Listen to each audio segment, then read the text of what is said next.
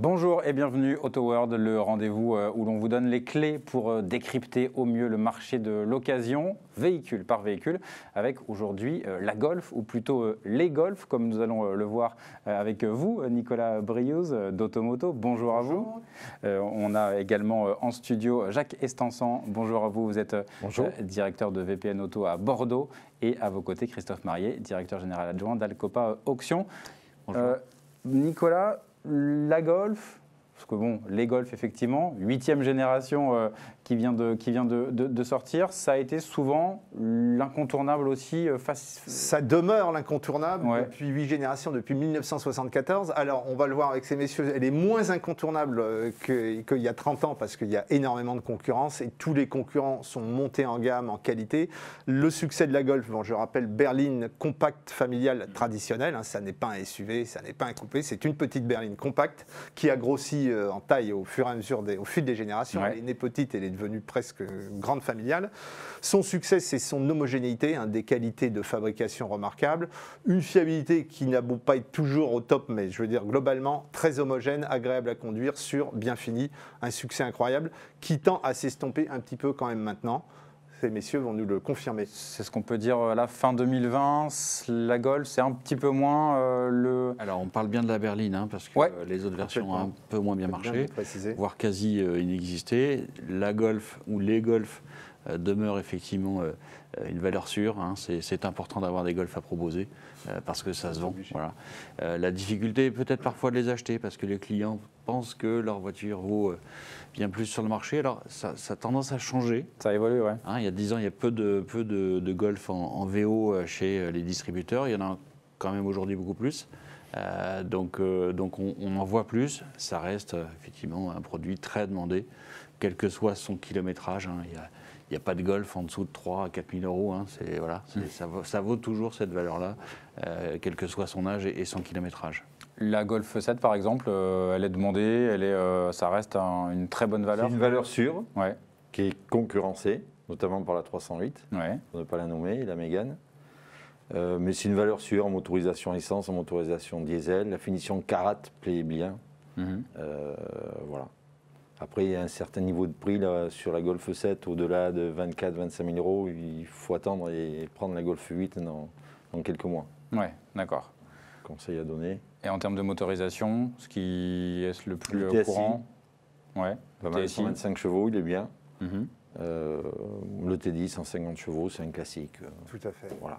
Très bonne motorisation essence. Hein. Le groupe Volkswagen a été parmi les premiers à faire de l'injection directe essence avec l'adjonction d'un turbo, des 4 cylindres. Bon, même si maintenant il existe aussi des 3 cylindres, mais des motorisations 4 cylindres TSI extrêmement agréables, homogènes, qui ne consomment pas beaucoup, qui sont souvent associées à l'excellente transmission robotisée à double embrayage DSG. Super produit, vous avez plein de niveaux de puissance. Le cœur de gamme, c'est le TSI 150 chevaux.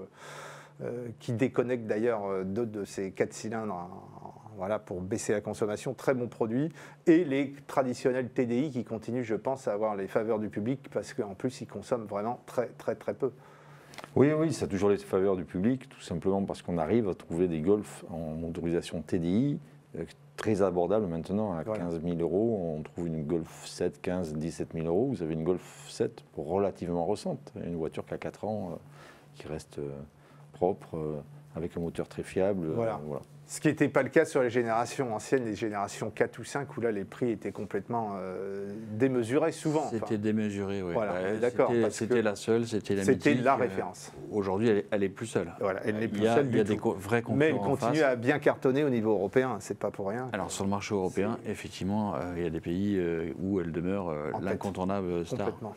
Et alors, malgré la concurrence, qu'est-ce qui pourrait faire la différence, les options, pour que la Golf fasse la différence, qu'elle reste aussi à des prix quand même assez élevés pour des enchères? Elle fait la différence parce que le nom, ça compte. Voilà. Mais ça compte moins quand même qu'il y a 4-5 ans. Très sincèrement, aujourd'hui, on les a cités, les concurrentes sont présentes, elles occupent une part non négligeable. Voilà, donc je pense que ça fait aussi du bien d'être un peu chahuté. Hein. Voilà, c'est la concurrence et heureusement, il y en a. On va moins acheter une Golf les yeux fermés que peut-être il y a 5 ou 7, 8 ans. Regardez le panel. Opel Astra, Ford Focus, Volkswagen Golf, les Peugeot 308 et la Renault Mégane. Les 5 là, les gens font le tour, regardent la voiture, la motorisation, la mieux équipée. En fonction du kilométrage, ça va faire la différence. Oui, ils ne vont pas focaliser nécessairement sur une Golf comme c'était le cas auparavant. Non, la Golf et les autres. Maintenant, il y a la Golf parmi les autres. Parmi les autres, elle se vend, mais plus à n'importe quel prix. Parce que la différence, elle est vraiment là. Voilà. C'était le côté déraisonnable de l'achat impulsif Golf, parce qu'il fallait en avoir une. Aujourd'hui, ce n'est plus le cas. Néanmoins, elle se tient très bien. Mais voilà, elle se tient dans un prix raisonnable. Et la Golf 8 en occasion récente, est-ce que justement, là, par rapport à ses concurrentes, comment elle se place? Est-ce que... Ces messieurs vont nous le confirmer, mais enfin, pareil, c'est plus la vedette, mais enfin, je suppose qu'il y a quand même une demande assez forte. Elle a quasiment 1 an déjà maintenant, ça commence aux alentours de 20 000 euros. Il y a de la demande, les produits restent élevés. Ouais. Je ne pense pas que ce soit la meilleure offre sur le marché actuellement.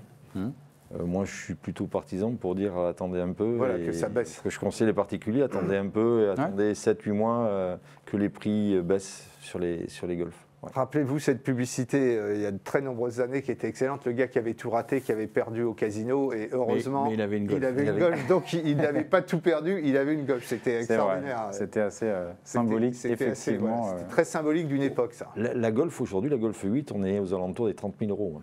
C'est un budget. Oui, j'imagine. Même si ça commence, je crois, un peu autour les tout premiers prix vers 21-22, vraiment en base, sur du 3 cylindres, petit 3 cylindres TSI 1 litre. On parle de la toute petite motorisation. La grande différence, c'est que dans ces prix-là, 30 000 euros, aujourd'hui, il y a des SUV qui sont tout à fait abordables et beaucoup plus demandés par le grand public. Oui, c'est ça. Et tout le monde veut, en plus, maintenant, un crossover ou un SUV. C'est quand même une grande tendance. Donc c'est 40% des ventes. 40% des ventes. Voilà, entre mettre 30 000 euros, allez, entre 25 et 30 000 euros sur une Golf et mettre 25-30 000 euros sur une 3008, les gens partent sur le SUV. Même avec un petit peu plus de kilomètres, ce genre de choses, ça va rentrer en compte.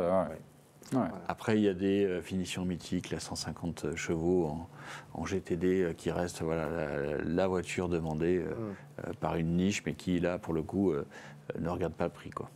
Eh bien, merci à tous les trois. On sait tout sur la Golf grâce à vous. Merci et à très bientôt sur Auto World.